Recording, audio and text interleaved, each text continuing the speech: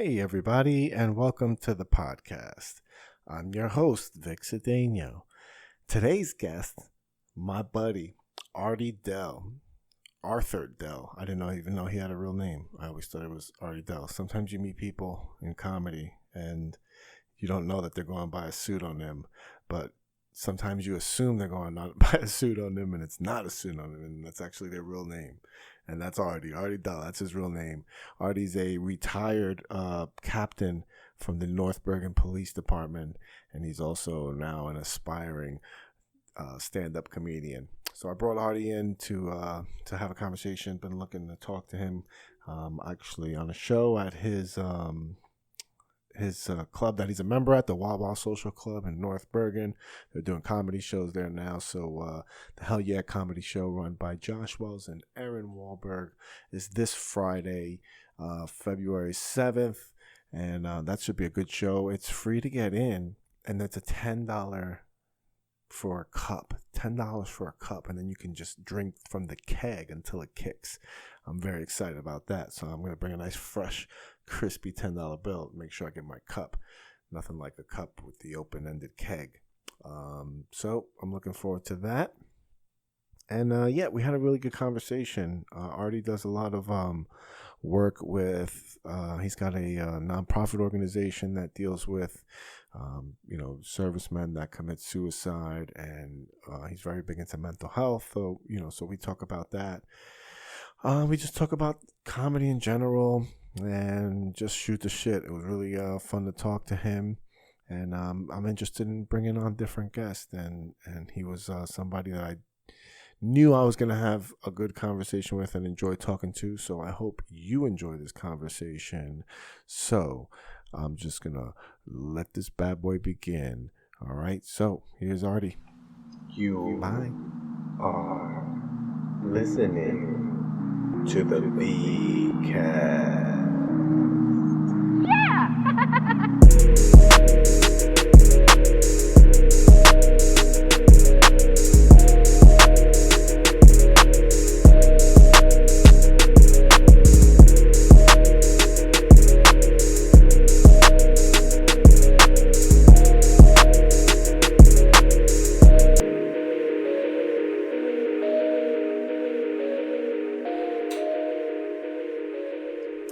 Boom.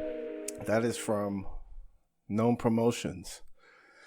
Live stand-up comedy night at the Saloon. That was like the first poster I ever got. Oh yeah. Yeah, you gotta talk it to this. We're already going. We're in. We're going, bro. No headphones, no nothing. Nothing. No headphones. Not with this, because I hear the playback, and it's with USB mics. The way I have this thing set up. Oh, dude, you're talking to a guy who knows nothing about fucking technology. I had to learn all this. Like, I'm like, oh, USB mics, plug and play. Like, that's all you need. No, but the computer, like Microsoft and Apple, only recognize one microphone plug-in at a time. So if you do dual, it still only recognize one, like, wavelength. So I needed to get, like, some other application that takes both wavelengths and mixes it into. I'm out already, bro. Bro, but this is if I got problems with like fucking Instagram, I just friggin' close out the fucking app. I'm like, fuck this. So I get my kids to fucking help me. Don't tell me about problems. Shit. Don't tell me about problems with Instagram, bro. I got to retreat once a year. You picked the fucking shortest month of the year, though. Yes, exactly. Or was it for Black History? No, it just, you know what? That shit just happened.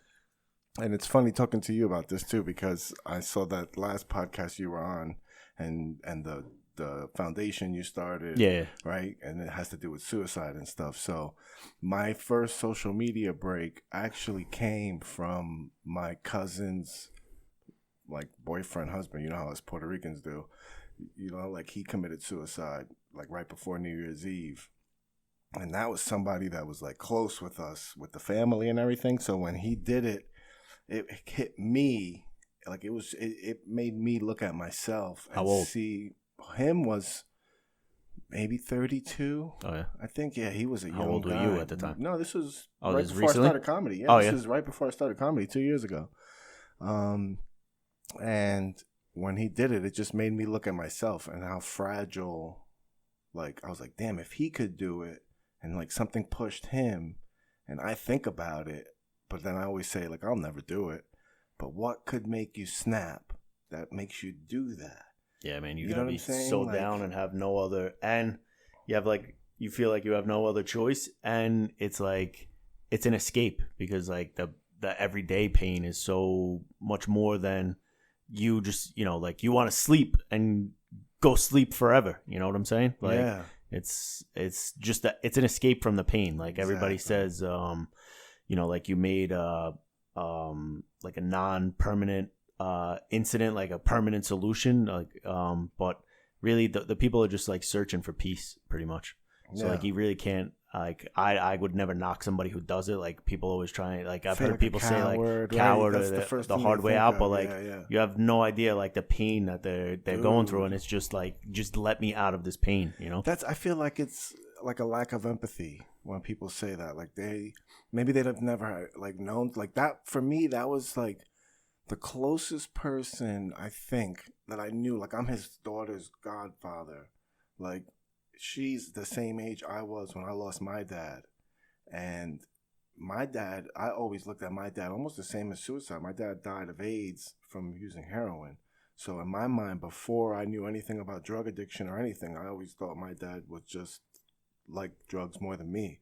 So I wrote my dad off. Like if he was a suicide, like probably with the same kind of anger that like a kid would grow up with, resentment and shit, So when he did that, that was like a switch for me. And I was like, oh shit, like my mental health. All right. So I was like, what's the fucking number one thing where I'm expressing anxiety and all this pain and anger? And I was like, fucking social media. Like that's a breeding ground. Like, so so I was like, all right, I got to get off. For like, I don't know where the fuck that came from. Like the idea of a social media break and actually like, I think it's like isn't it a popular thing? A lot of people. Apparently. Like then I started looking it up or whatever. Yeah, and people take like almost like that sober October type of deal, but with social media. Vic History Month. That's what that is. That's the short month. No, man, that's fucking. But it's like the escapism. See, I've never gone to talk to somebody about it because it's like a thing of shame. Like men are supposed to carry that shit and hold it in, and you're like, you don't talk to nobody about your feelings. Everything's fine. Like you're okay. Like that's the mentality that I come from. So, but I've grown to like, I've been forced by the legal system to talk about it, like with people. You know what I mean? So, well, if you like that other podcast or whatever, if you listen to the whole thing, how I went on about like being sexually abused as like a child and stuff. I held that shit in for like the longest time. It made me an angry fucking guy, like to everybody, just attitude, angry, but like people had no idea, what the hell it was about because I wouldn't tell them what it was about. Like my parents, teachers, all of like people tried to reach out to me, obviously coaches that I had, and like try and say like, hey, what's wrong? Like what's going on? I'd be like, nothing's going on. But like, shit was going on and I held it in for so long. But now that I've let it out and I just say it out loud, like, hey, I didn't fucking do it. Like it wasn't my fault. It's not like I'm revealing the fact that, hey, this one time I killed somebody. It's like I got taken advantage. I got taken advantage of as a little kid, but like there's a whole lot of like shame, wrapped up in that. And I think there's like a almost like an inherent what's that shit called? Like homophobia. Yeah, well, obviously you're Hispanic, so like the Hispanics are one of the biggest homophobes on the planet. Everything is about. Too, we produced Ricky Martin, right? At the same time. Yeah, like, I'm sure you can make a bigger list than that. No, but like I don't know, like when you look at like the shame of it, because forget about the shame, but you're talking about like the chip on your shoulder that you were carrying. Do you think that chip that you were carrying fueled, like, because you also had an impressive career, like behind it? It wasn't like you went the other way. Kind of the chip on my shoulder when I was younger was that, like I used to love to fight, quite honestly, like love it, only because most of the time I used to win. Like even it wasn't like I picked on kids, like little kids or anything like that. Like I'll fight the biggest guy in the room, but it was almost like that, that anger was like the fuel to help me win or whatever, and it let out all this aggression, stuff like that. But as I got older, you can't run around and go fight people. But I also wanted to be a good, like, I think I am a good person. It just happens to be that I was, mentally fucked up for like a long time. So once you get older, you can't fight anymore. I became a cop. You can't run around in the street. I'll be the guy on the newspaper, for getting into a fight. Like it's happened before, where guys get into bar fights or whatever. Next thing you know, your picture's on the front page. So like that, like you're saying, that fuel then turned into like obsession over my career. So like when I would take promotional exams and things like that, I would be like, I would almost treat it like a fight. Like I was eligible to take the sergeant's test. I made eligibility by 1 month. You needed 3 years on the job as a police officer to take the sergeant's exam. So I had 3 years and 1 month when the application came out or whatever. So I filled out the application. I took the test against like 65 other guys in my department that had 20 something years on the job. But like I said, I treated it like a fight. Like I was like, none of these motherfuckers are going to beat me. And I did, obviously some people beat me, but I did really well. And I wound up becoming a sergeant with like 4.5 years on the job by the time they came around, the results and getting promoted and stuff like that came out. So I was like a really young sergeant. I just kept like all that anger and aggression. I turned it into like studying for tests. I was officer of the year in 2008 in my department, just things like that. Like I turned it around. It wasn't violent. It was more like career productive. But I also like never took time off. Like I constantly went to work. Did you ever think you could you were like, all right, this is a legal avenue of violence. Like I could express it. Yeah, I guess. This is illegal, you know what I mean? Like, things change army, with right? things change with the inception of cell phone cameras and all that stuff. Like when I first came on a job, like things were a lot different. You could do some different things that you'd wind up being in jail for now, which are not even, they may not even be criminal. It's just the wrong visual that you would, I guess, send out. Like, a lot of those videos are just cut up and edited. Just to make a point. Yeah, just to make the cop look bad. Like there are bad cops out there, but there's way more good cops. But like when you see a lot of those videos online, they're taken out of context or they're edited, or you didn't see what the guy did, right before the thing happened. But I want to ask you about a funny story about a sergeant, because I did research. So there was a story that just had me laughing. I want to ask you about it. But before, I want to wrap up this thought about like the anger you had, right, as being someone that was abused as a kid and not being able to talk about that, right? So you had a childhood trauma that you had an outlet and you wanted to fight, right? So you went out and fight. See, I had the childhood trauma of, being a kid that lost his dad and then being angry about it. But the rage I had inside, I knew was inherent. As a little kid, like I was talking about this before in another podcast, like just as a little kid, I always learned from my environment, and I just knew not to like do things. So I knew inherently from my family that I had rage issues. So when I started feeling this rage, I developed fear and not the outward anger. So I always avoided conflict. I always ran from fights. I never my shit came out verbally, and I was really sarcastic and humorous, and it came out that way rather than like aggressive fighting. Yeah, that's why you're a way better comedian than me. Because you've been, and a lot of these guys, like guys and girls that are in our circle, they're way better comedians because they've been using their voice as opposed to their fists for so long. Where I'm like, hey, I had an idea for a bit. I want to try this out because I was a big fan of comedy. But like, I don't have that.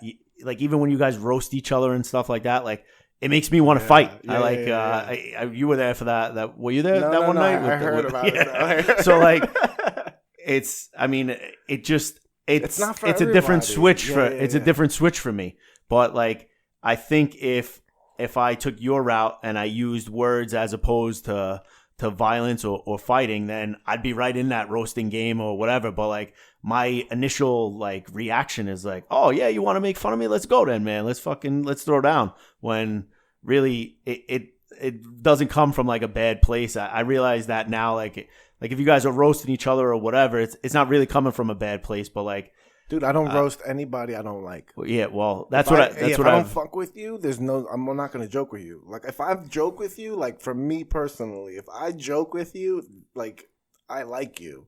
Because if I don't like you, I just don't talk to you. Like I don't fuck with you at all. Yeah, like, I'm the same. I'm the same way, but like I'm more like, hey, bro, let's be people cool and stuff like that. But I'm not. I think there's a progression to roasting. Like you got to test the waters with some people. You know what I mean? Do a little joke here, maybe like a beard joke, or like a gut joke or something, and then like.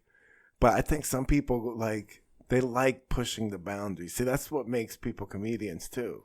Is that willingness to push the edge and like willing to like you're really gonna risk getting punched in the face for a joke. Yeah, you know what I'm saying? Like, oh, now you're hot about it. Now I got a button. It's like, oh, bro, it's so hard not to resist. Like, it's so hard to like resist not pushing that button. Like you see it and you're like, oh man, but it's gonna be so funny. I know if I say this, it's gonna set him over the edge. And like I think it's hilarious too to like be able to bring, but then you have to deal with the consequences. You know what I'm saying? And you might have to wear it, and then the next day, like, then it's a funny story for a while. Like, yo, remember that time you got your ass beat because you're. Yeah, I've heard of like even famous comedians have stories of guys coming up on stage and cracking them one or whatever. So, man, like, but I'm really not for the whole like risk. I don't know if it's like. If it's my age or like what the deal is, but like I'm like like if it's a funny joke, and yeah, it's funny, but like for you to just continually go after me, and quite honestly, it makes me feel like, hey, I have no other resort because I'm not really good with my words. Like I still suck at this whole thing, so I'm like, all right, then let's fucking fight instead. Yeah. Get somewhere to even the fucking score. Yeah. So now we're even. I get it, but that's what I'm saying. Like that style of humor is not for everybody.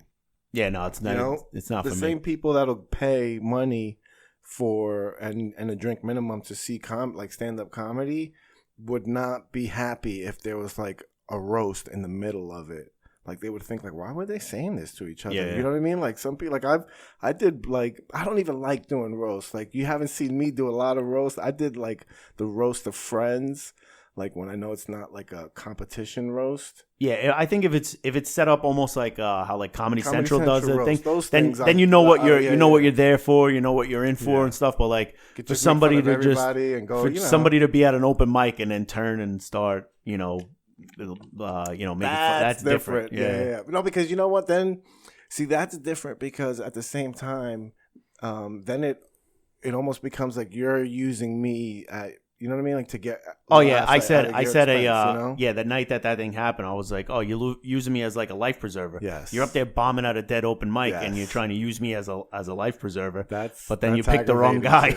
Yeah. That's aggravating too. No, I can definitely see why that would. Like if I was there for that, then you can't say anything. Like if it was like, hey, the roast of this or that, and we're going around the room, then I know what I'm there for. I don't even want to do competition roasts. Where it's just that wouldn't be that's not my thing. Exactly. It's just not my thing. Like Eleazar, from South Jersey, he asked me to be on a couple, and like once I had to cancel because I had fucking I got shingles. Oh yeah, I got shingles last year around this time. 8 years old? Oh my god, bro, it was the worst, bro. Don't ever, bro. If you ever get shingles, revamped like chicken pox, right? Man, for adults, old people, chicken pox, man. I don't know what the fuck I was going through last year, bro. It seems like every year. Oh, it's probably it's stress related, right? Yes, 100%. And I'm starting to realize that every year around this time, and a friend of mine that I have on the podcast regularly, Angel, he said something I never heard of, surprisingly, and it was holiday hangover. Oh, yeah. I fucking hate the holidays. Like, I did not know that even existed. Like, holiday hangover, what are you talking about? Like, the holidays are a good time, and then you move on. And then it was like the suicide. Then last year it was shingles. And now this year it was fucking Kobe. Like, sent me into a depression for like a week and a half. Yeah, no, that's everybody. You know what I mean? Like, I was like, fuck, man. I was just identifying with too much for that shit. And then I'm like, is it this time of year that just does have me down? Because I was like already feeling it leading up to it. And then Kobe just sent me into a fucking tailspin. You know what I mean? I'm only a fan of two holidays. I like St. Patty's Day and Thanksgiving. That's about it. The rest of them I could give two Drinking shits and about. eating. Yeah, Drinking and eating. That's right. You stopped drinking, right? You said you slowed down. Or you just I stopped? totally took a break since I got like almost 2 months now. I think Josh's party was the last time. So what is that? December 14th or Oh wow, somewhere around there, 11th, something like that. That's So, dope. but I feel 1,000 times better. You know, Yeah. like How much were you drinking before that? not a lot. Like back in the day, I drink a ton. Like when I was dealing with all my head case issues and stuff like that, I was drinking a ton. Like, but a couple of beers here and there. But like as I get older, it like let's say you have 4 or 5 beers, it takes like 2 days to get over it. And then I started realizing that it fucks my mood up for like a week. You know, like even I might not have been like hammered or hungover or anything like that, but for some reason it's a depressant. So like it kind of just unevens my mood for like almost a week. It's a lot of calories you put on too. Yeah. Like you put like you're packing in, and and I don't drink hard. I've always drank beer just only. beer, like, and beer's like you figure like each beer is like 175 calories, 150 calories. Yeah, you're so and friggin' bloated, pissing you all drink night. 5 of them, and it just your body takes so long to process it, and it overworks itself, and you're like dehydrated on top of it, and then the frequency too. That's what I noticed too with comedy. Like the frequency, like I wasn't. You're out every other night at least. I'm not drinking. I'm not getting drunk every night. I'm just having a beer or two. Yeah. But then, like at the end of the week, that's 12 beers or something. You know what I mean? Like, you're like, holy shit, man. Like it is like it does add up, and then it does fuck with your mood too, because it is mood altering. You know what I'm saying? So you have this it's thing. a depressant. I don't need any help but friggin' depression. No, fuck that, bro. Nah, man. Now, the funny story I was looking at, because I was doing research. I had wrote stuff down and everything. I was like trying to be a responsible podcast producer, and I was like, oh look, because not every day I have somebody. I don't have any guests on. Like I just started doing guests, so like you're like a person that has actually a Google, like where you Google somebody and you have like, this person what the hell's on there? Oh, you never Googled yourself? No. Come on, bro. Look, we're gonna look. I can always say it wasn't me. We're looking at it right now. So I thought Dell was like a comedy. No, that's my name. I don't know what it's. Name. I don't know what it's shortened from. My father's from Panama, but his mother was from Barbados, and then my mother's 100% Irish. But they. Like it had to have been shortened from something, Della something. Yeah, that's what I was thinking. Like, but it's just straight up DEL, and everybody's like, "Oh, that's it," or like people will add the extra L because of the computer, and but like it's just 3 letters. That's it. This is the story right here. Where did it go? The vice principal crash. Now, I'm not even gonna look at this. I don't even know anything about this. I'm gonna hide this because I didn't care to have like visuals while talking about it. But this was a vice principal that got into a crash, and when the cops get to the scene, he's sitting outside of his car, right? And like, they're like, all right, obviously this guy's intoxicated, and I didn't understand the specifics of why it was like important to the case, but your like recording of the dialogue you had with the officers, because you were the sergeant at the time. Yeah, I was right? a sergeant on the desk. Yeah, you were the desk sergeant at the time. So they call into you, and I guess the conversation that you had with them was like crucial to the proving that this guy was intoxicated, and it was like because this guy was like, I guess, a vice principal of the high school or something. It was like a high profile case, so it had to fall in. But like, was this? Like, I wasn't on the street, so I don't even know what happened on the street. I was just inside headquarters, and they called me up. It was just your recording. Like that's why the article came up. And then I'm just like thinking, like, all right, I know you weren't involved with the case, but all of a sudden I'm thinking of like, it's always like the person in like a high school or like the church that's like the biggest, like, or like the politician that's like the biggest anti something that. Like, I see this guy being like an anti-drunk driving like advocate, like he's on the mad squad at school. Yeah, no, I doubt it. But they just called me up for like for advice, and the whole thing went into like an investigation, which I had nothing to do. I had nothing to do with it, but I was just at the desk, and then. When people get wind of certain things that happen, they start making phone calls to other agencies, other people, above, whether it be FBI or prosecutor's office or whatever like that. So, they made some phone calls, and like I said, I had nothing to do with it. I didn't see him. I didn't let him go. Basically, I just fielded a phone call at headquarters, and the next thing you know, friggin', I'm in the jackpot. But there's a ton of incidents that happen like that on a daily basis where you might not be the guy involved. Somehow, like you wind up getting wrapped up in something, whether you forgot to leave a report, whether, you answered the phone and somebody called you and your name winds up in the paper when really you had nothing to do with it, That's fucking crazy. So that just happened to be a time where I answered the phone and that was it. And you got wrapped up in the case. Yeah. Now you did time in the military. Did you see any action? No, I was in the reserves, in the Army Reserves. So, basically, I don't know how I got lucky, but every time my unit was supposed to go to Iraq, during 2003, back then, after like 9/11, when they started going to Iraq, and right before we were supposed to go, I got transferred to a different unit. So I went from a combat MP unit out of Queens to a port security unit out in Orangeburg, New York, up there, like up the PIP. And then I didn't get deployed, and then I wound up getting out in 2006. So I did my whole like 8 years in the reserves without getting a call. I went in 98 and I got done in 2006. Yeah, and while all this conflict was going on, you had Afghanistan and Iraq going on at the same time, and I just wound up like not by choice or anything, just getting transferred, and that transfer eliminated me from going to Iraq with like that unit. The 340th MP company, they wound up going to Iraq like 3 or 4 months later after I got transferred. Holy shit!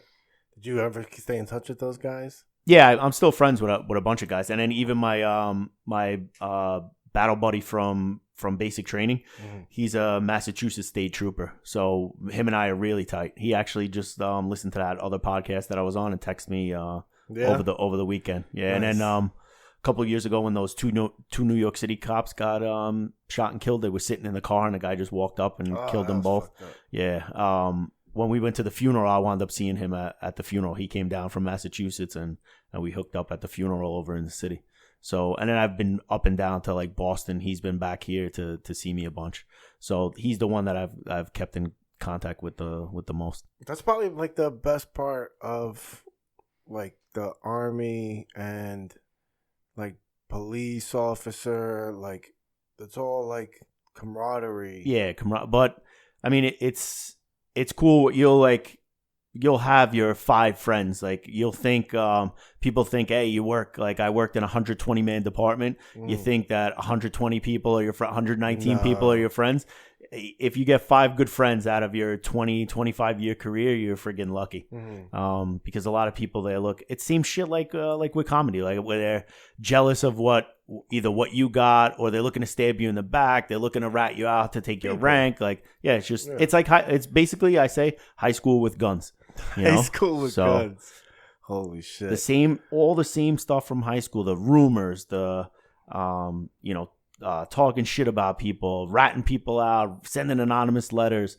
It's all the same. It's all the same thing. Like you think brotherhood, you think camaraderie, but really everybody has a tight knit group of five friends that they're friends with. Just like when you were in high school, you had your 5 that you rolled with, and that was it. No matter how many kids you had in your class, you had your little group. It's the same thing like with the Army. With the Army and with police work and stuff. You think it's even more like with police? Do you think that like a camaraderie with police officers is more than with military? Because I feel like military, not everybody's there for the long haul. Like some people just want to do their 4 years or however long they need and get the fuck out. Yeah, I guess military is a lot tighter if you're deployed in a combat situation. Obviously, everybody's relying upon each other for you to save my life. I mean, it's kind of the same thing in policing, but like in policing, if you're in the school division, if you're in the traffic division, it's not like you're in the SWAT team or it's not that hey man, you got to save my life type of thing that's going on every single moment of the day. But you get that camaraderie with police. I don't know if it's like that in the military where you don't like you have that blue wall. Right? Yeah, that's all. That's bullshit like, now. They call it the blue wall of silence. That was pretty prevalent, like in I would say like the 40s, 50s, 60s, 70s, maybe even like the mid 80s. But now if you take a kid and you're like, hey, you're gonna tell us what happened, when internal affairs or prosecutor's office or whatever gets a hold of one of the guys or girls that you work with, and they're like, listen, we got this, we got that. There's no silence. Everybody's looking to save themselves nowadays. Yeah. Because I feel like the camaraderie you get, because like you were in law enforcement, I was in something similar. I was in rule enforcement. I was in security, right? Working security I did security in like a building where I just sat in the little booth.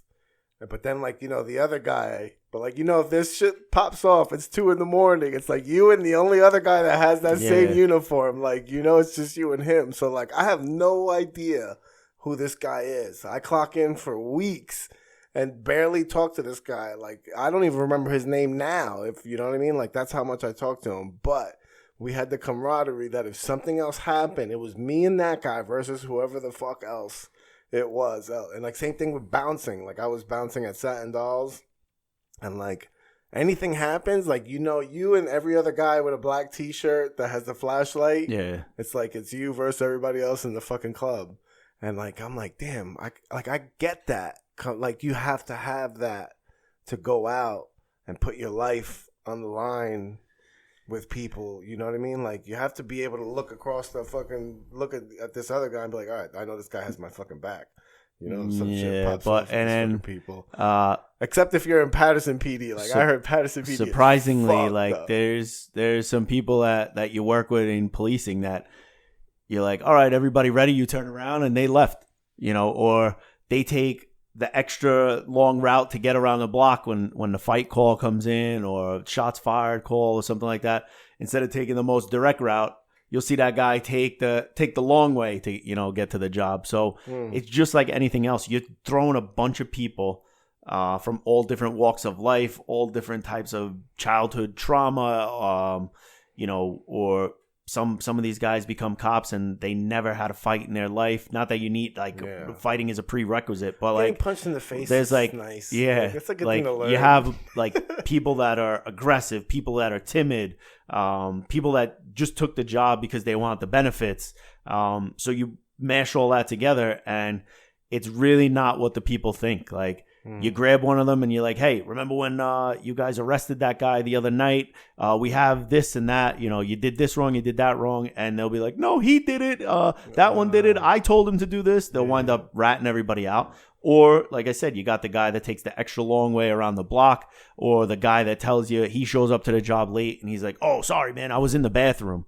Like, stuff like that. So like the same stuff that you would encounter in your everyday life, these are the same people that get mashed together and they're like, hey, all right, go ahead, go be cops. Yeah. So what you perceive as like being so tight, and it's really not that way. Like, there's guys walking around that hate each other's fucking guts, guys and girls, and like you can't even stand the sight with them and stand the sight of them. Next thing you know, you're stuck in a fucking car with them for 8 hours, and what makes it seem like it's much more of like the blue wall of silence. What makes it seem like the police groupies.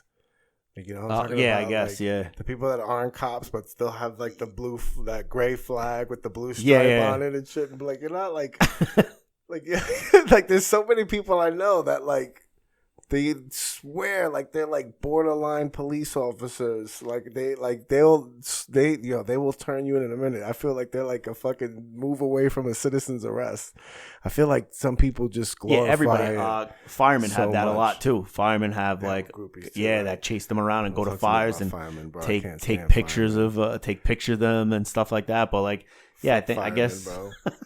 I got it, bro. I have a thing ever That's since. the best job on earth. Bro, If I ever could do it all since- over again, I'd be a fireman. Nah, man, fuck that. Ever since I had that ex-girlfriend that she told me about this fucking fireman that she used to fuck, bro, that shit never made me more insecure as a man than anything I've ever heard. Like, she just told me, like, I work in customer service. Like, what am I gonna do? You're fucking this, like, you tell me this story about this fireman that fucked you doggy style on the fire truck, and then here I come home with my fucking book bag with the trapper keeper in it and shit. Like, get fuck out of here. And I was like, that shit ruined me, bro. My house could be on fire. I don't give a fuck. And I call in the firemen, turn the water on, let that shit run. The fire will stop, bro. Because you're going to fuck every single guy that shows up to the fucking fire. Bro, you made me think of an interesting question, though. Like, because you rose to the rank. Like, I didn't know, like, when I met you, we met at Center Tavern, I think, was the first time I saw you. Or through comedy. Angela's or no?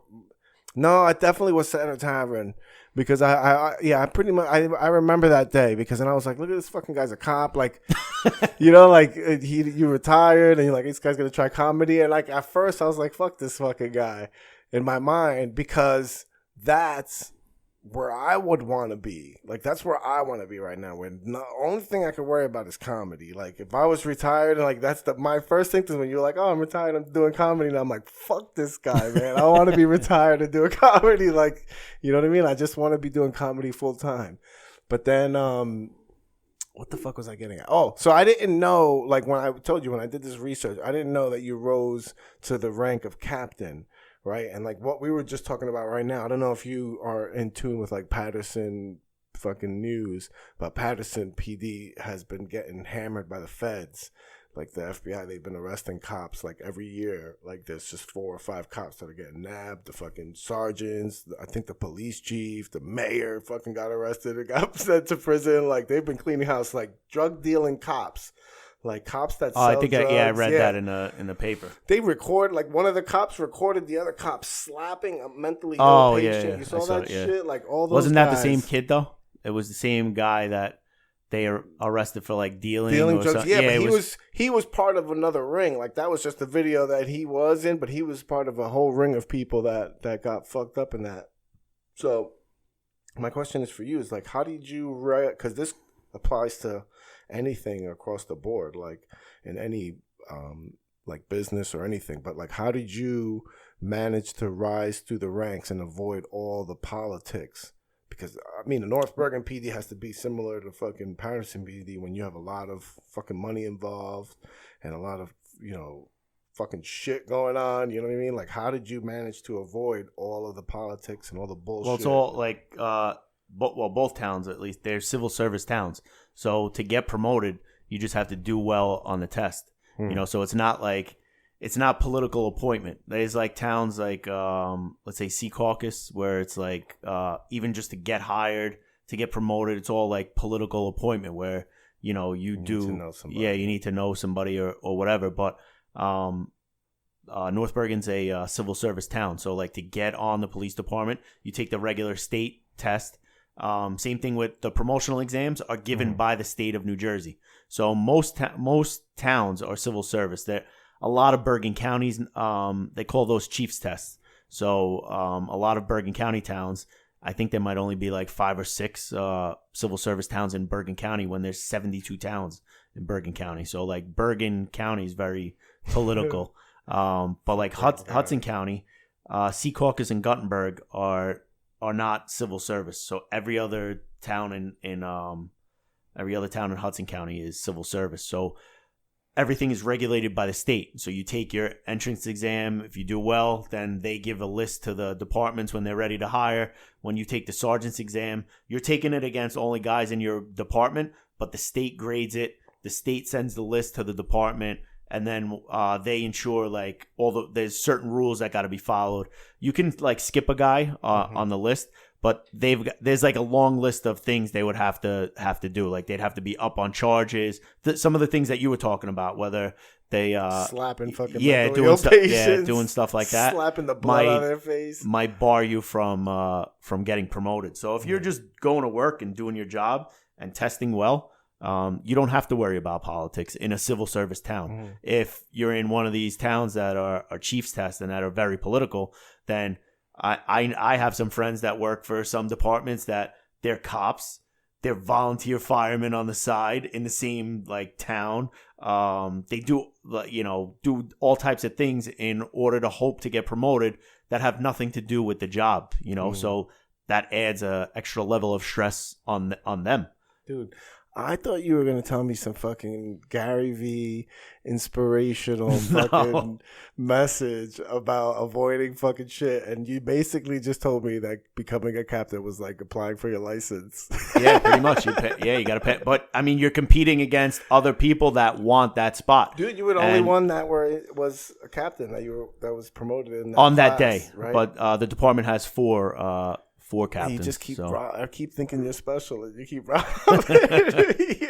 these fucking things. That's hilarious. There was one spot open. I was number one on the list. I was like, look, this fucking guy's all by himself in the class. Only fucking captain. Probably felt so special that day. Did your family come out? Yeah, every time I got promoted, everybody was there. Yeah, everybody shows up like a bringer. Yeah. Like a bringer show. Pretty much. Yeah.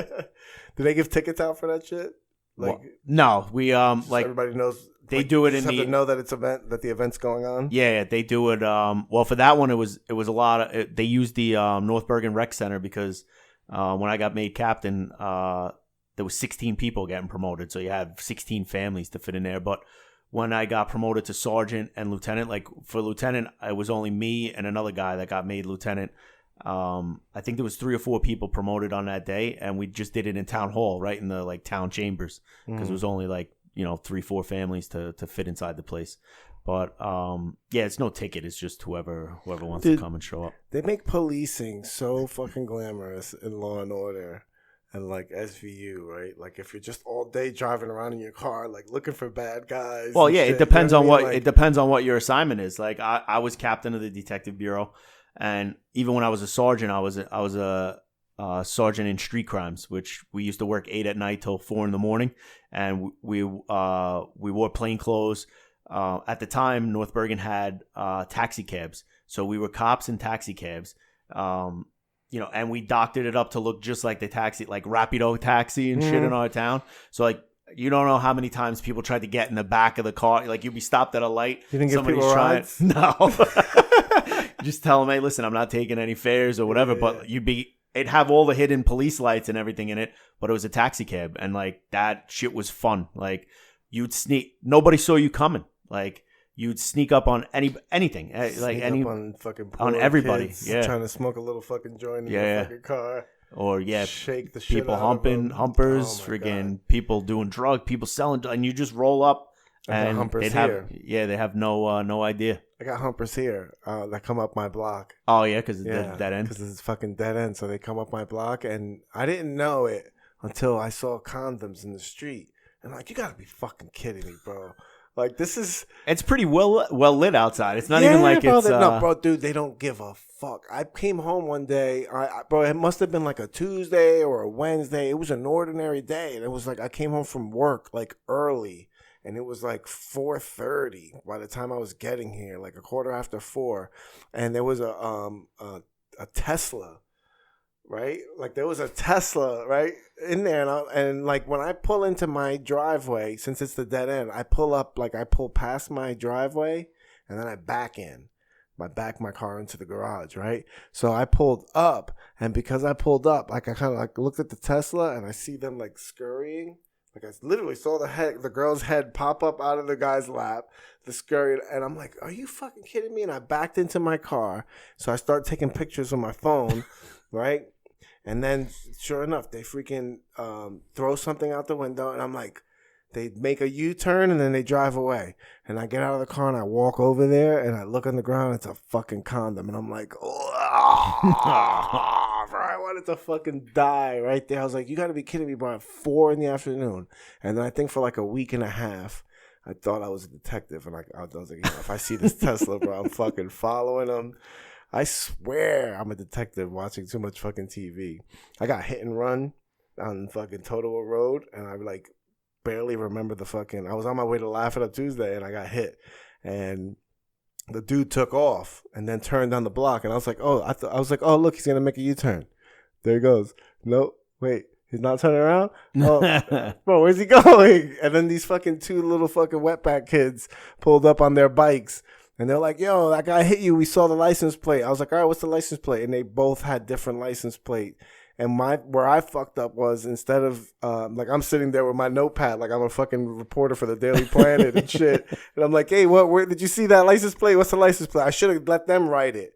Instead, whatever fucking broken English that they tried to tell me, I fucking lost it. And I never fucking tracked them down. But I drove around. I still drive around sometimes looking for like a black fucking pickup truck with a blue stain on its bumper. I already got my car fixed and everything. That shit cost me $500. Fucking deductibles because it took Patterson Police Department 2.5 hours to respond. Oh yeah, right? well, coming from here, they probably had. You're lucky they even showed up. Dude, I'm in my car like fucking. Whoever's that fucking bitch that calls the cops, what's her name? Like, I'm sitting there like, oh, the fuck's taking these guys fucking so long? I'm like, they don't fucking think I have other things to do. And then I'm sitting there in my mind. Then all of a sudden it fucking dawned on me. I'm like, bro, I live in Patterson. I call Patterson Police. You might as well have just drove there and got the report. Drove to the police station. Right? I just told them what happened, and they'll just write it up and give it to me. They give you something called a state form. You fill it out your damn self and get out. Bro, that's what. If I would have known that, bro, I waited. The cop showed up. Just be like, I need a state form, and they hand you a state form, and they tell you get lost. Fucking guy, man. The fucking cop. That cop's like, I told the cop, he was like, I'll look at it, and then he was just sitting in his car chilling, looking up the license plate, looking up like different versions, and then I think he played like Candy Crush for a little while. And then he came back with the thing. I was like, man, I got sideswiped. I swear I'm a detective, bro. I went to school for criminal justice. Me and my boy were gonna try to become state police officers. So I was like, all right, you gotta have 2 years. You have to have your associate's degree. Yeah. At the time, right? So we're like, all right. So I started going to school. And I enrolled in school. I enrolled in school August 7th. It was a day after my birthday. August 7th, I enrolled in school. On August 11th, I was arrested. Right? And I knew I was fucked because as soon as I opened the door and I saw the cop there, I knew he was the undercover. I knew he was the guy I was selling weed to, and I saw him with the badge. I knew I was fucked, right? But I thought it was weed. I didn't think it was going to be that big of a deal. So I'm going to school, right, to be a cop, and I'm learning about like criminal procedure and like the intro to criminal justice. I took intro to criminal justice, intro to criminology, and criminal law. Intro to criminal law. Those are the 3 criminal justice classes I took. And intro to criminal law, bro, I'm literally going through my case like as I'm learning about the fucking procedure that I'm going through. So I'm learning about discovery, then I'm in discovery in my case at the same time. It was fucking crazy. I don't think I would have ever made it. Me and my boy both, we were fucking smoking on the way to fucking school. Like, I don't know what the hell we were thinking. Yeah, I don't even watch cop shows because all I do is criticize everything they do. So, like, when people who don't know, like, what they're supposed to do. Like, we used to go on jobs and people will be like, aren't you going to take DNA? Aren't you going to do, like, get the fuck out of here. We don't division for that, bro. Yeah, we don't do any of that stuff. And, but like when I watch cop shows, I'm like, dude, friggin', they can't do this. You're not supposed to do that. How do you watch movies, bro? How do you watch movies? I can't watch, The Arrow? You ever see that on CW? It's like the Green Arrow. It's the show of like the DC universe comic book. No, there's a Green Arrow. Well, it's all comic book shows, right? So I'm all for comic book shows, like all of them, all the movies. Yeah, I'm all for all of them. I grew up on comic books like so hard, so I'm for all of them. I start watching these shows, and for me, I'm not a gun guy. I don't own a gun. I'm not a fucking marksman. I've shot guns a few times. And I'm watching this show, and I had to stop watching it because of the excessive gun scenes. Because they were shooting at each other, but the guns kept hitting the ground, like the bullets. You keep seeing the sparks on the ground. I'm like, bro, why are these bullets hitting the ground? But they're shooting straight. Oh, that, you know I always count the shots in movies, too. So, like, a guy will have a revolver, and they're either 5 or 6 shots, and they're taking 20 shots with a 5-shot revolver. So I criticize every single thing in any cop show or a cop movie. That would ruin it for me. Yeah, because I'm like that now about like just watching like somebody do stand up in a movie. then I'm looking at it and I'm like trying to look for like the differences in it, and I can't even imagine like actually be like, like I have real conversations with people. Like I try to talk to people, but like about police shootings and things like that. And one of the things people say, and I'm like, again, I'm a fucking layman. I have no idea what I'm talking about.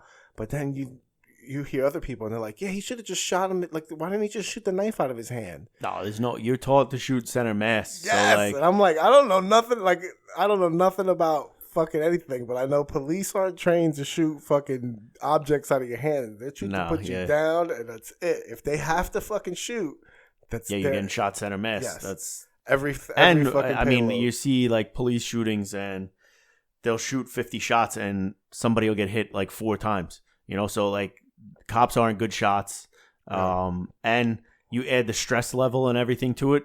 Like, yeah, you at the range when nothing's shooting back at you or there is no threat, you could probably put all your shots and, you know, you shoot really well, put them all center mass, make a big hole in the target. Once you're out in the street and somebody's shooting back, you're shooting half in the sky and, you know, shooting down the street past the person. So that's why when you see these cop shootings, there'll be like 50 shots and there'll only be 4 hits, you know? Yeah. Something crazy like where the numbers are sick, like 10% or less. Yeah, like stormtroopers. Like the way stormtroopers shoot. Like, but why do these stormtroopers even, like, where do they get trained at? They have like 1 million of these soldiers and nobody could hit any fucking thing. These people just stand, like they run and then they stop, they turn around, they shoot, and then they keep running. Like, and I'm like, bro, you would get blasted. Like, I get a false sense of security from that because I feel like if something ever popped off, I would try to react. Like, I think that's why people die. Like it would be a fucked up. Like, I know this is gonna be a fucked up thing to say, but I wonder if a lot of people die in mass shootings because of their like grip on reality is not. I think probably a lot of people freeze and they don't know like what the hell's going on, so they just freeze in place, and the next thing you know, you're like a sitting duck. There's no time to think. There's no time to think about anything. People are like, oh, I would do this and I would do that. I'm like, but there's no time to think. Yeah. There's literally no time Especially to think. if you get snuck up on. If you're in the spot where the person... I could see if like the person starts making their way down different hallways and stuff, you might have a second or two to think. But like if you're in that room when the person decides, all right, this is the time, then you know you're not prepared for that. Yeah. So you don't have the time. I always assumed that I would be able to just play dead. Yeah, like, but I think sometimes a lot of them just put rounds into people that are playing possum on the ground. Oh my God, there's no escape. There's no escape, bro.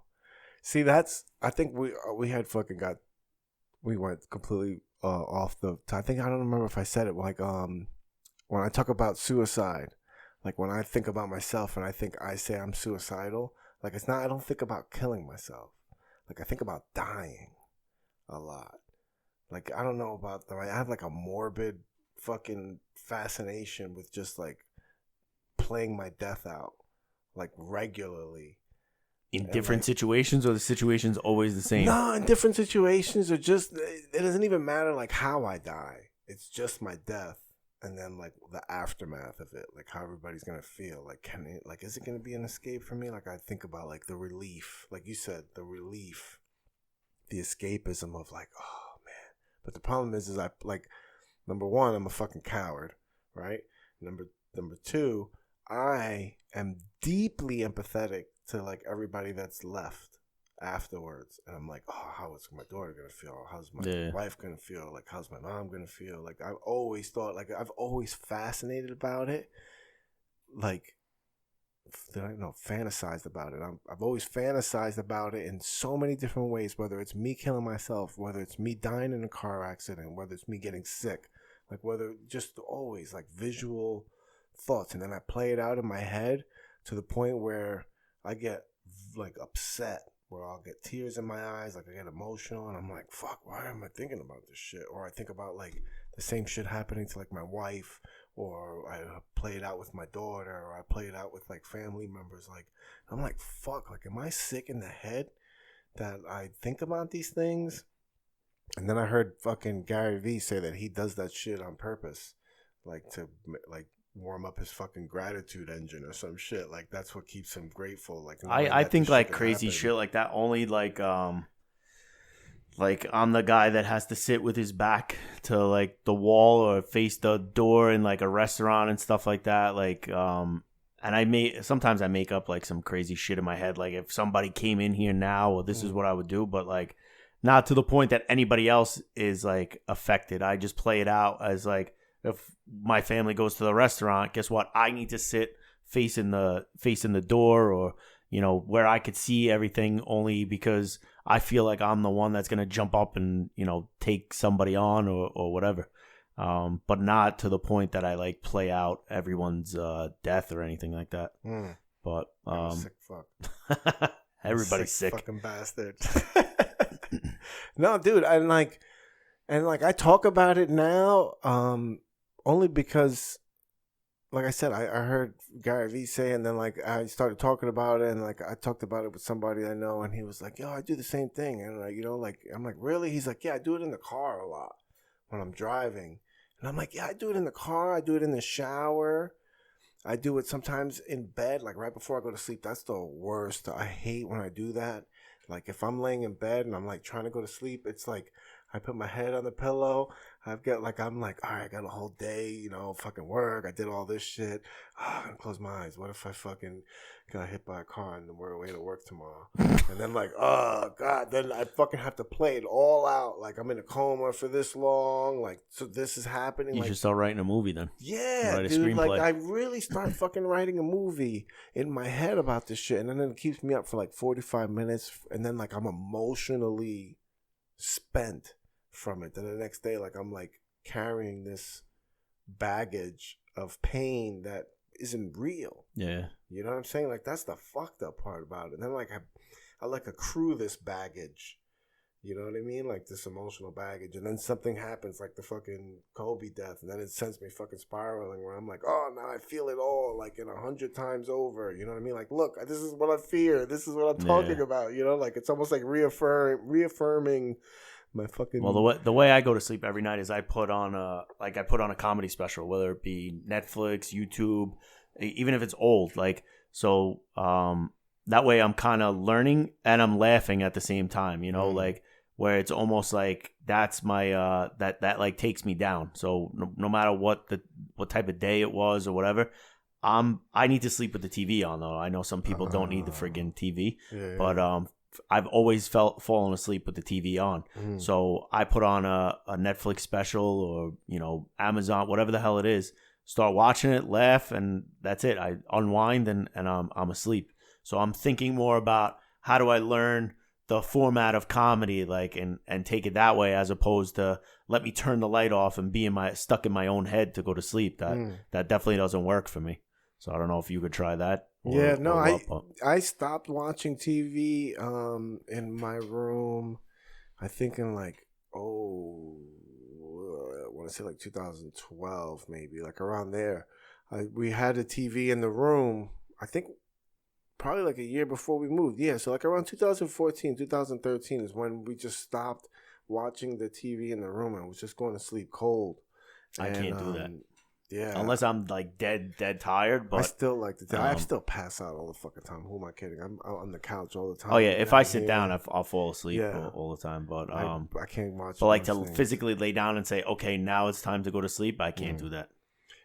I pass out so much, like that. My wife doesn't even fucking bother even bringing me to bed. Like I'm just there, and then I wake up fucking later on, and I bring myself to bed later on. But it's like you said, like if I have to sit down.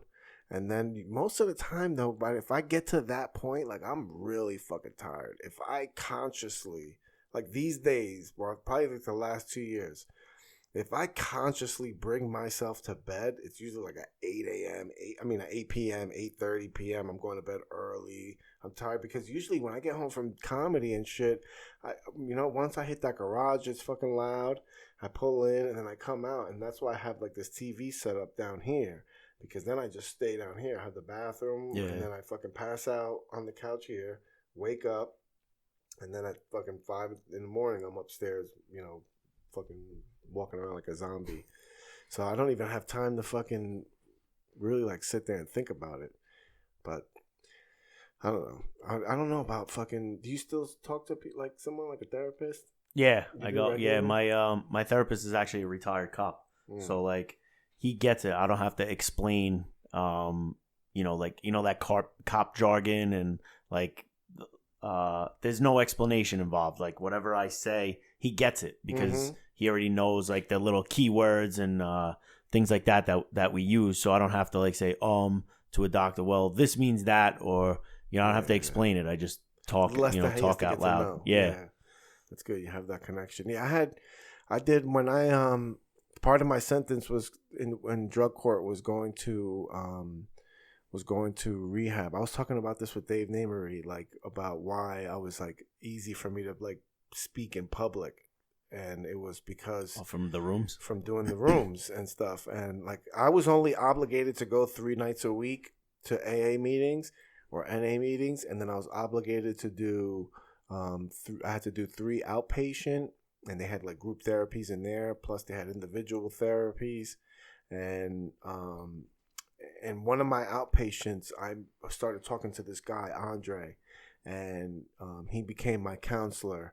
And then even when my obligation finished, even though I was still like mandated to the court, I had already put in so much time and put in so much work that I wasn't obligated to go there anymore. I wasn't obligated to do anything but just report to probation once a month.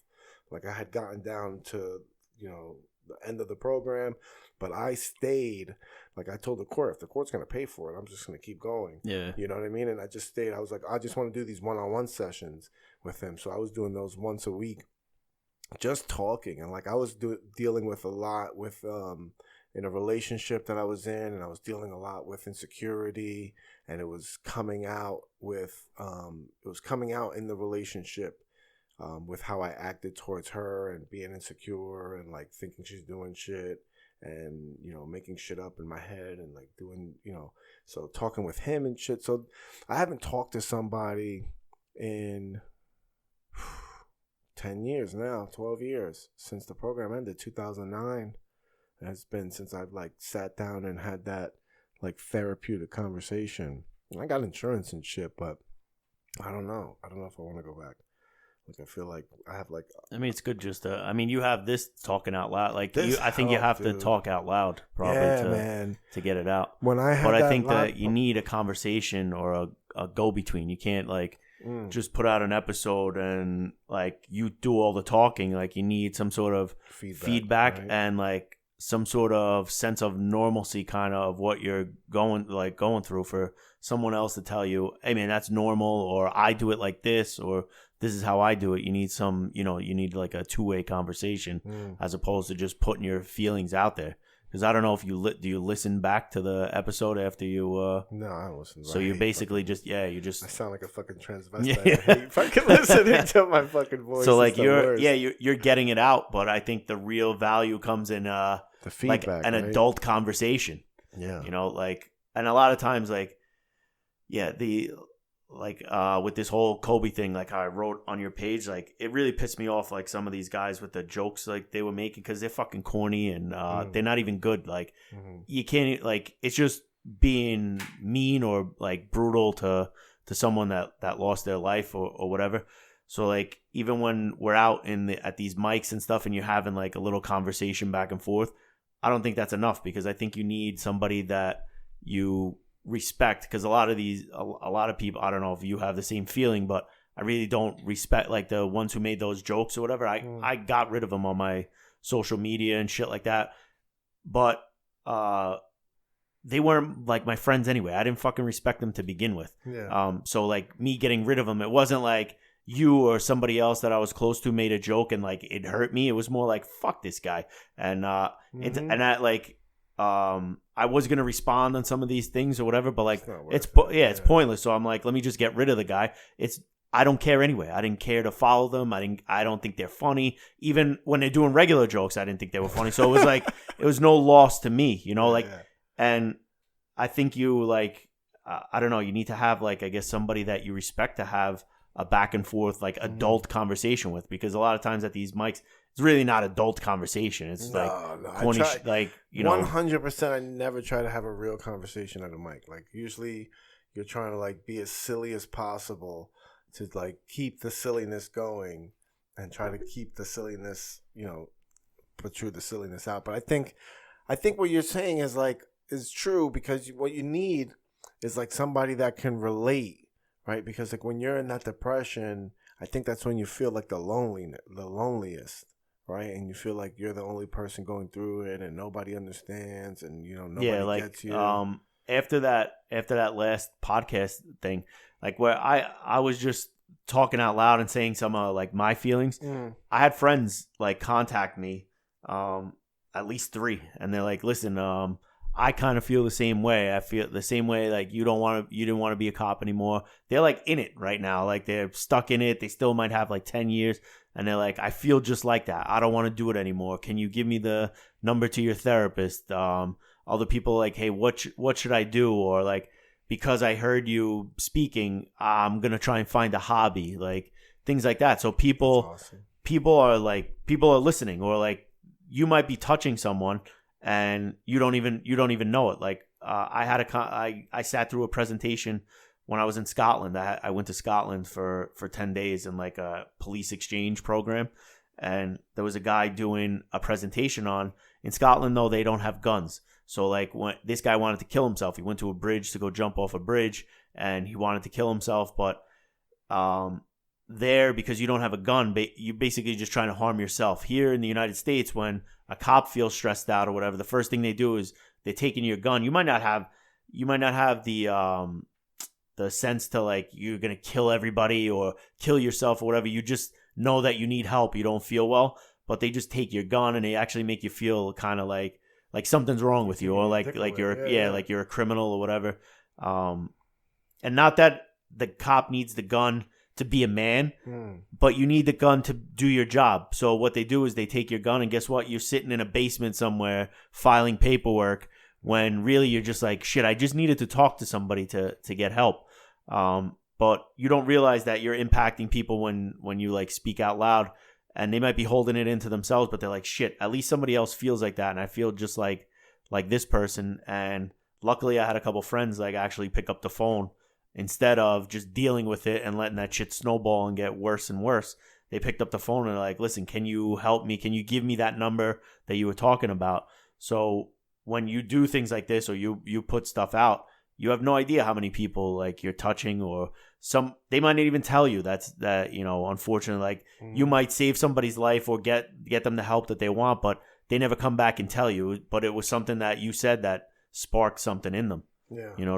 To go get help. That shit feels amazing. Like I've had people that have DM'd me and said, "Oh, you talked about this, and or you said this, and I know what you're talking about." And I'm like, "Wow, I never thought." Like I interact with these people, or people I went to high school with, or something, and I'm like, never would have thought. I'm like, "Wow, you're listening to my fucking podcast or something?" Like like I got like 10 listeners. And I'm like, I never would like you said, just that one person that relates, like you doing that podcast. Who knows? I don't know, like what, the metrics of whatever that person's podcast is, but however big that podcast is, like you do it, you have that conversation, and you never expect anything from it. You do it because you have the conversation, and then you come back, and if something like that happens, like somebody's hitting you up, hey man, I listened to it, and like you get that emotional connection from just a conversation, like that power of the conversation and other people being able to listen. That's why I think these platforms are like so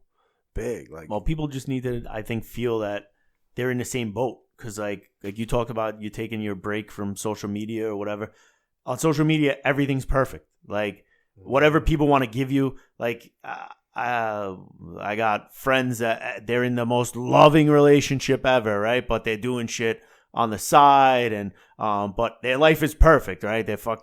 They're buying their wives and girlfriends and shit cars, and we just bought a house and all that shit. But behind the scenes, like the whole thing's falling apart.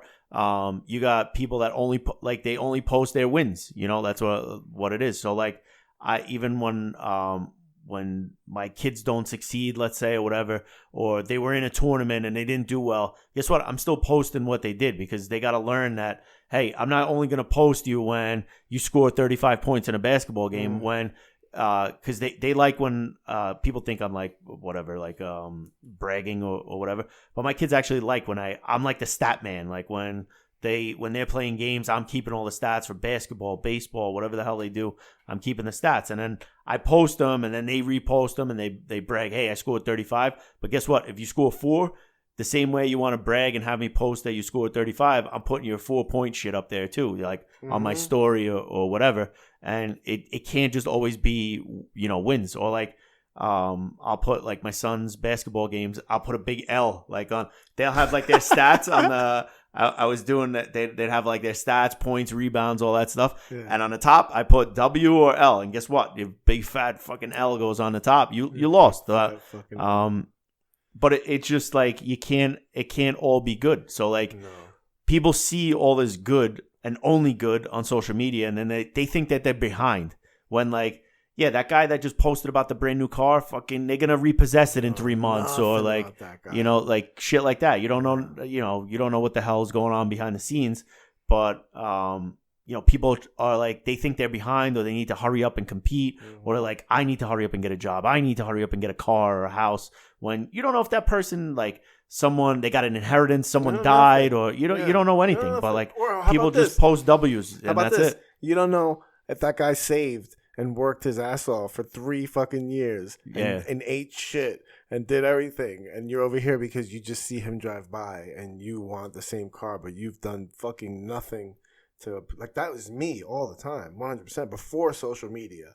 That's why I don't blame social media, because all these insecurities and stuff, I had them growing up. As high school, I used to see kids in their Lexuses and shit like that their parents helped, and I'm sharing a car with my mom. Like, I don't have a car during the day because my mom's at work. I only get a car at night when she gets home. Like, you know what I mean? And other people are driving Lexuses, and you think you put the onus, like, oh, this kid's so great, right? And then meanwhile, like 2 years out of high school, he commits suicide because, he had a fucking shitty ass fucking childhood, right? His fucking parents bought him that car, but that's about the only attention they'd ever showed him in fucking 17 fucking years. You know what I mean? Like, you never know the story, but like, you make these stories about what you see other people doing in your head, and like, I struggle with like the only posting positive stuff on social media. Like, I post a lot of positive stuff that I try to tell myself to be like fucking happy, and to be, things I'm thinking in my head that I want to express, like, because that's how I'm feeling. Those are how I'm like moving. But then when I'm down, when I'm depressed, it's the opposite. I just don't want to talk to anybody. I don't want to share anything. Like, there'll be days, like, especially like on the weekends. On the weekends, it's more because I just want to spend time with my family. I don't feel like fucking spending all the time creativity and fucking editing photos and videos and shit, and doing all that shit takes a long fucking time. But other than that, like during the week and stuff, like if I'm having a bad day and stuff, like I don't want to get on because I don't want to complain. Because then I make fun of people that use Facebook and shit as their diary and shit. You know what I mean? And like, then I'm trashing them. But meanwhile, I only come here to sell you my wins, but I don't ever complain on Facebook. But I tell everybody you have to be real. But if you do complain on Facebook, then I'm like, why do you think Facebook's your diary, bro? Yeah. Like I'm such a fucking hypocrite, about the fucking cashier at Target and stuff. Yeah, like why are you fucking complaining about this shit, bro? I use my social media like my private, like you're on my private one or whatever, my personal one. But I use that more as just like, if you go on my private Instagram page, it's like an ode to my kids. Like every single post is about my, like, you don't have me, you're not going to find me in a picture on there, like unless it's with them or something like that. Like, it's not like personally driven. It's all about the kids. Yeah. And a lot of it is, but that's you, like that's your life. But it's like, I struggle with saying things like out loud to people, like people that I love, let's say, like to share my feelings. So I'm a really good writer in my opinion. Mm-hmm. So when I do those posts like with my kids and stuff, I always thought, especially when I was at work, like if anything were to ever happen to me, then my kids could go back and look at all my posts and read like those are my true words. Like I may not have been able to say that face to face to them, and I still struggle with saying things face to face to them other than like, hey man, good job, or basically that's about it. But that's just the way I bottled up my feelings for so long that I struggle with saying them out loud to like the people that I love. But I was able to write it down, so I was like, hey, if anything ever happened to me at work, or if I die or whatever, they can always go back and read like, hey, this is how he felt on this, this day and things like that. When he really couldn't say it, but this is how we felt, like, or how I felt. Because a lot of times you leave, like, you had your issue with your father. I pretty sure he loved you, right? So like, if you could have had a book of just his thoughts, like, even though he's fucked up, or like, even though he's struggling, and he wrote something down to you, and you'd be like, all right, I get. And now that you're an adult, you could understand how adults, like, life fucking consumes some people sometimes, and like, sometimes you can't get out of the trap. So like, if he were able to take a book and write down his thoughts and feelings, then you could say, hey, listen, the most valuable thing I would have owned. You could be like, hey, listen, it would be, 100%. Things were fucked up, but like, I understand now as an adult that he got trapped. He couldn't get out of the situation he was in.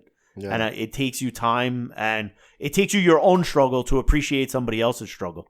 So like, you struggling and going through some of the shit that you went through with like the arrest and whatever else that you struggled with, even growing up, that time from 6 years old to being an adult, it's not till you become an adult and you're like, fuck, now I got to pay the bills. Now I got a kid.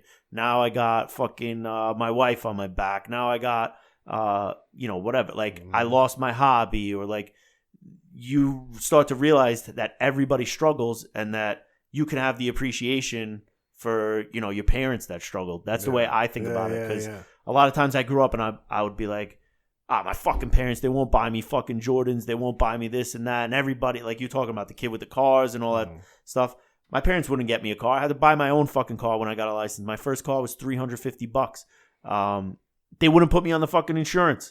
So I had to go out and get my own fucking insurance. I had a job from when I was 14 years old, but most of the time I used to be like, man, fuck this. Like, all these other kids get everything they want and I get nothing. And then you grow up and you realize, hey, they were struggling. Two of them had to work. I was like a regular, latchkey kid. I grew up in Jersey City. So like, and the hood Jersey City, not today's Jersey City, like fucking crack epidemic Jersey City. I grew up in. So like, good thing they didn't get me the fucking Jordans. People were getting killed in the street for fucking Jordans, Not that they were thinking, we want to save him and not let him get robbed for sneakers. They were more like, fuck you. You don't need those fucking sneakers. Dude, it's funny that you say that about the, like, if my dad were to write down, because I thought the same thing. I was like, man, if my dad had, like, kept a journal, like if I had, now obviously we have videos. There's like fucking 1,000 videos of me online. You can just hear me talk whenever you fucking want, right? But like, there's nothing of my dad. My dad has an online reputation score. He's got a low online reputation score. I'm like, damn, they even think my dad's a loser now. Like, and he's fucking been dead for 30 years. But like, I thought about that, and then I started one. Like, I keep a journal to my daughter. Like, I write just to her from like a journal, like almost like just, hey, to you. And I talk to her like if she's an adult, like not a kid. I'm talking to her about what I'm going through, like life and stuff like that. Just like, even if, I try not to be like real fucking heavy about her, about like my problems and shit, but I talk about like the things I'm going through, like things, how she's developing and how she's becoming, like the things I'm learning about her and stuff.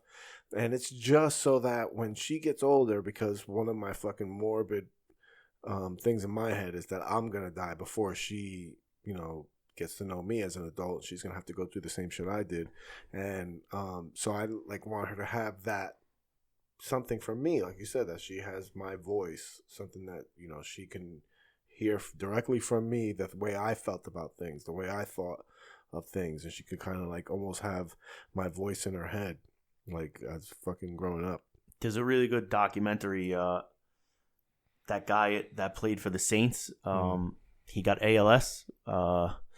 Steve something is his name. But he did the same thing because he got ALS and because it was going to deteriorate his voice and everything else. When he found out, he started doing a video diary to his kid because his wife just got pregnant when he got diagnosed. And it's like, fuck, I think I saw that. I think I know what you're talking about. I think it might be on Showtime or something like that. Yes. But it's the guy that blocked the punt in after Hurricane Katrina. Fucking blocked it with his neck. The first game back, he blocked the punt or something like that, and then he wound up getting ALS. But the documentary is all about that, like him making a living diary to his kid before his deteriorated. Name? What team was he on? He was on the Saints. Yeah, he was on his the name's Saints, Steve right? something. Yeah, because then all that stuff happened with Louisiana. I remember that shit.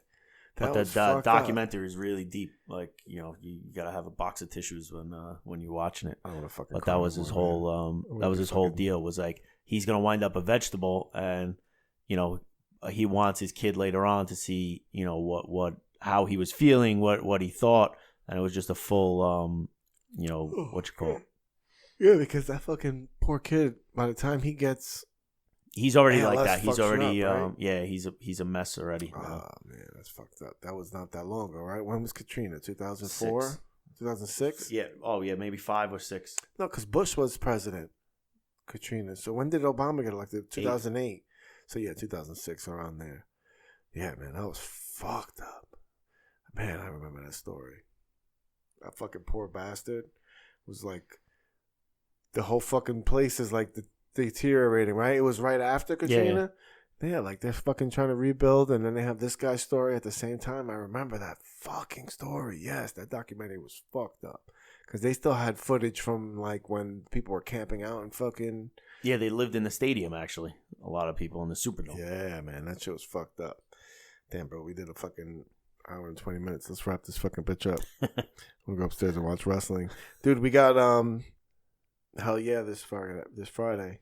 Yeah, that's Josh and Aaron's show. So they basically. Your fucking bar. Do you own Wawa Social Club? No, I wish. Are you I'd knock it down and then put something else there. That'd be the first thing I did. Over there, knock it down and build a new one. No, I love that place, man. What you're doing there, and just opening that spot up for comedy. It's awesome. The keg for $10, all you can fucking drink. And people still complain. Bro, people complain about anything you can't make. Like you're gonna come somewhere, see comedy, live fucking and comedy friggin' drink and get fucking hammered for $10. For $10, and people still complain, dude. Or I caught people the last show. Fucking buying one cup and sharing it. Like, come on, man. Dude, I'm on the show. I'm performing on the show, and I'm bringing $10 cash. Because regardless, I don't care if I'm not getting a cup or if I'm getting a cup. I want a cup of fucking beer, and I'm drinking. That's it. I can't wait. I'm really excited. So that's hell yeah, is their shit? Yeah. I'm a member of that social club, so. They had that pool league upstairs that kind of folded. We still need to get the pool tables out. The guy needs to come get the pool tables. So they needed to like repurpose the room. And I was like, oh, perfect. I got the perfect idea. Like, because they need to bring in money to, to keep the place open. So I was like, hey, we'll throw comedy shows up here and do that. And I was like, the whole keg idea, I know that a lot of comedians don't have much money. And where you going? $10, like some of the other places make you buy a drink or two anyway. That you're almost $10 in anyway. So at least you go home hammered. Yep. And nobody's getting rich off of it. Like I know I heard some people like acting like as if I'm making money or whatever. The house gets the money. And the first 2 comedy keggers that I did at the Wawa, I lost money. So like to hear people like it just pisses me off. But dude, don't listen to it's just people. a spot like. I thought it was a perfect spot, almost like a comedy clubhouse. Nobody's going to bother you in there. Even when we do the open mics, you're not going to have like some drunk heckler or whatever. Like we might heckle each other, but like, you go to do the bar shows and people are like, what the fuck? Nobody told me there was comedy here or they don't want any part of it. Even if you do have drunk hecklers, bro, where we're at in the state, I can't stand, like there's people I just don't talk to just because we're like all at the same level. If you have 3, 4, 5 years, 6 years, like that's cool. But we're all at the same level. We're all still going to open mics. We're all still doing the same thing. We all get booked on the same shows. Like, I don't think I'm better than anybody else. And the margin that we are better or worse than each other is not fucking nothing compared to what the margin of the people that are doing it and what we are. So anything that anybody's bickering over here is so stupid. Yeah, you know what I mean? Like it's for me. It's a hobby. It's like something to do. Like I'm not trying to. You're fascinated with comedy. Yeah. I'm not trying to get rich. I'm not like you're obviously not going to get rich from this. I'm not trying to get famous from it. It just gives me a little outlet, and then because I have such OCD, you love comedy. I tried it, and then I'm like, I got to make this better. I got to get better. And it's almost like challenging myself. It's a hobby that that is challenging to me. It's not like you said, I don't think I'm not better than anybody. I actually think I'm fucking horrible. So I don't think I'm above anybody. My whole thing was like, hey, let's get this spot. Let's, work shit out in this room at the mics. Let's throw our own little shows where the bars aren't like the bars. Quite honestly, take advantage of like these shows. Even the people that throw shows or whatever, you get like and I pay the comics too. So like we've all done shows where you're not getting any money, like where the bar is making money or whatever. So yeah, so even like if you're getting $10 or $15 for your 10-15 minutes. Where else are you going to get? Yeah. Some of these people are not employable for $60 an hour. For sure, so bro. if you did a full hour's worth, nobody's worth $60 an hour that we hang out with. People complain for nothing, and literally the only thing we should all be looking for is just another place to do comedy, like another place to have a crowd, another place. But I go to open mics, and it's all the same comics and no crowd. Like, I don't care. Like, that's like nobody hears. I always feel bad though doing the same like material, like where I'm trying to work it out, but unfortunately I keep working it out in the same circle that we're in. But it just makes me feel like uncomfortable. I'm like, fuck, they heard this already, and then like I mean, it forces me to try something else, but I didn't perfect what else I was trying. Keep hammering it. That's my weakness, is I don't do the same shit over and over again. Like, I'm always doing new shit because I get tired of saying the same shit, but I wouldn't get tired of it if I did it in front of different people all the time. That's why every once in a while, like, I'll go to the city or I'll like go somewhere. Like, I went to the Elazar you were talking about before. I went down to his spot one night, only to like, I'm like, I gotta do this. I want to do the same thing and get it better, but I want to do it in front of different people. So like, people don't realize how much. Well, I mean, comics understand, but like my friends think like you just go up there and just say whatever's on your mind and you're funny. They think Dave Chappelle just fucking grabs a microphone. I mean, I'm sure he does, but like he just grabs a mic and just starts. Yeah. That's how he does, like as if of his comedy special, he didn't practice it for a year. Yeah, So that's hilarious. Like, people don't understand how much work and repetition goes into, and changing one or two words or a sentence is like a huge difference. Yeah. It makes such a difference. Yeah, man. It's going to be fun. February 7th. Hell Yeah Comedy. Wawa Social Club, North Bergen. $10. It's fucking free to go in the door, but then you pay $10 and you get a fucking cup. And you get like a keg. And then you just walk around going, Frank the Tank. Frank the Tank. That's all. Anytime somebody has a keg, that's all I think of is fucking old school. But that's it, bro. Thanks so much for doing this. Thanks, brother. Where can they reach you at? Twitter, Arrested Development Comedy on Instagram, and that's basically it. That's the only thing I run. That's my regular page. Awesome, man. Thank you so much for doing this. Appreciate you. Thanks, my dude. All right, man. Have a good one, everybody. Peace. Peace.